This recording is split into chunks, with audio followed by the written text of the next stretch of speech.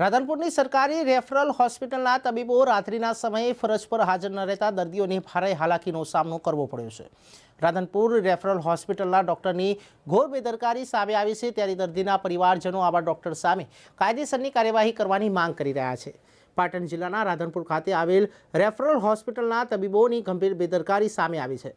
રાત્રિના સમયે ફરજ પરના તબીબો ગેરહાજર રહેતા પેશન્ટોને ભારે હાલાકીનો સામનો કરવો પડી રહ્યો છે, ત્યારે રાત્રિના સમયે ફરજ બજાવતા ડોક્ટર હાજર ન રહેતા માત્ર નર્સના ભરોસે ચાલતા રેફરલ હોસ્પિટલમાં તબીબો રાત્રિના સમયે હાજર ન રહેતા રેફરલ હોસ્પિટલની અંદર ફરજ બજાવતા ડોક્ટરો બેદરકારી દાખવતા હોય ત્યારે આવા ડોક્ટરો સામે શિક્ષાત્મક કાર્યવાહી કરવા માંગ કરવામાં આવી રહી છે। ત્યારે રાધનપુર રેફરલ હોસ્પિટલના ડોક્ટરોની ગંભીર બેદરકારી સામે આવી છે। ત્યારે ડોક્ટરોને ભગવાનનું સ્વરૂપ ગણવામાં આવે છે, પરંતુ ડોક્ટરો ફરજ પર બેદરકારી દાખવી પેશન્ટોને ખાનગી હોસ્પિટલમાં મોકલતા પેશન્ટે અને પરિવારજનોએ ભારે રોષ વ્યક્ત કર્યો છે। સરકારી અધિકારીઓને હેડક્વાર્ટર ન છોડવા સૂચનો આપવામાં આવ્યા છે, તેમ છતાં તબીબો હેડક્વાર્ટર પર રહેતા નથી અને રાત્રિના સમયે ફરજ પરના તબીબો ન આવતા હોય અને 5 પલાયન થઈ જાય છે। ત્યારે આવા તબીબો જે બેદરકારી દાખવી રહ્યા છે તે બદલ તેમનો પગાર કાપવામાં આવે તેવી માંગ કરવામાં આવી છે। ત્યારે રાધનપુર રેફરલ હોસ્પિટલનો મામલો અત્યારે ચર્ચાનો મુદ્દો બન્યો છે, ત્યારે તબીબો વિરુદ્ધ પોલીસ ફરિયાદ પણ નોંધાઈ છે।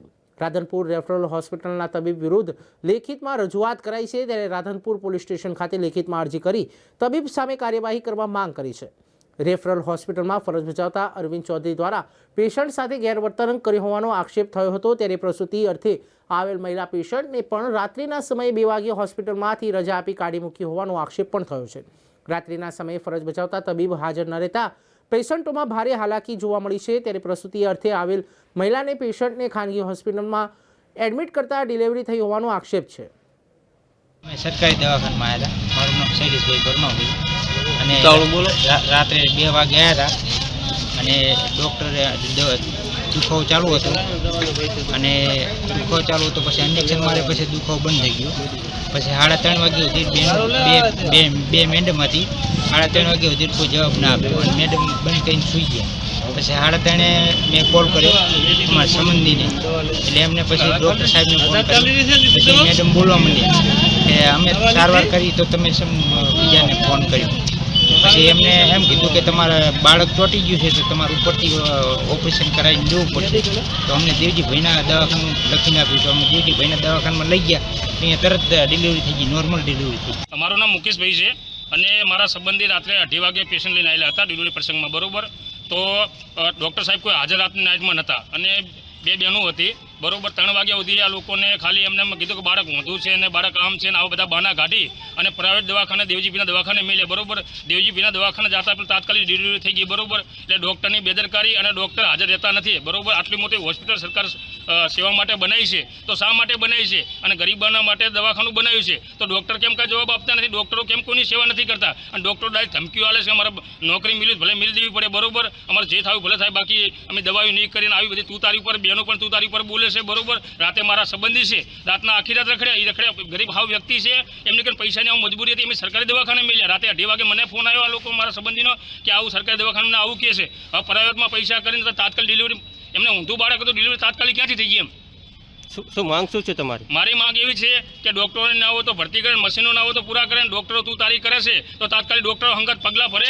અને આ રાધનપુર તાલુકામાં ગરીબ વ્યક્તિ આ દવાખાને આવે, કોઈ સારી રીતે દવા પણ નથી કરતા લોકો, અને તું તારી ઉપર ડૉક્ટરો આવે છે, બરોબર।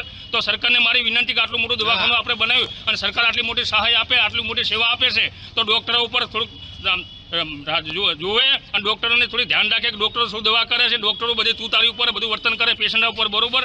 અને ડૉક્ટરો અમે કોઈ જવાબ નથી આપતા, તો તાત્કાલિક ધોરણે સરકારને મારી વિનંતી છે કે આ સરકારી દવાખાનાની ડૉક્ટરોની નોંધ લે અને તાત્કાલિક ધોરણે બધા જવાબ માગે। મારી કને 3 થી 4 વ્યક્તિ છે ડિલિવરીવાળા, એક શેરગઢના છે, એક વેડના છે અને એક આબિયાણાના છે। આ રાતે લોકોને 2:30 વાગે કાઢીને એક બેનને તો તું તારી કરીને રાતને કાઢી મિલી, બરોબર। એટલે ડૉક્ટરો ઉપર તાત્કાલિક ધોરણે આનું તપાસ થવી પડે। અમે કાલે સવારના 8 વાગ્યાના અમારા ભાઈના ઘરના દાખલ કરેલા હતા, તો એ લોકોએ કીધું 4 વાગે ડિલિવરી થઈ જાય છે, તો અમે 4 વાગ્યા સુધી વાટ જોઈ। એ લોકો કે લોહી જોઈશે, તો અમે 12 વાગે એમને લોહીની બોટલ આપી, તો પછી એ લોકોએ ડિલિવરી 4 વાગે તો એ નાથી, પછી આખી રાત રહે છે। તો સવારમાં અમારે બેને પૂછ્યું કે ભાઈ ચમ હજી ડિલિવરી થતી નહીં, શું કાંઈ? તો બેન કે અમારે સરપંચના ભાઈના ઘરના હોય, તો કે એમના બાપના ઘરના હોય તો એ કે દવા નહીં થાય કે એને જે થતું હોય એ જ થાય છે કે એમને જેમ કરવું હોય શું છે ને આમ છે ને તેમ છે ને તમારે પ્રાઇવેટમાં જાઓ ને આવી રીતની બધી એમને કીધું એટલે આ લોકો પછી રજા લઈને નીકળી ગયા પછી એમ ગેરવર્તન કર્યું એ લોકોએ પેશન્ટ સાથે તો આમના વિરુદ્ધમાં કાયદેસરની કાર્યવાહી કરવા સરકારની માગણી કરી છે.